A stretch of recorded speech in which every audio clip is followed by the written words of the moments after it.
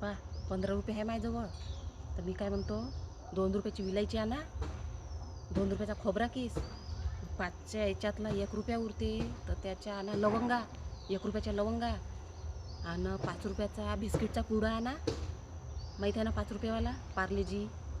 आणि याच्यातले उरते मग 5 रुपये. त्याचं मग ते नाही काय ब्लँकेट धुवाचं, काय म्हणते त्याला, ब्लँकेटमध्ये टाकत असते ते, काय म्हणते त्याला, कम्फर्ट, कानपटीत नाही, कानफट होता, काय म्हणते त्याला, कानफट. तर ते घेऊन या एक. 15 रुपये आहे बरोबर. हां बरोबर आणजा.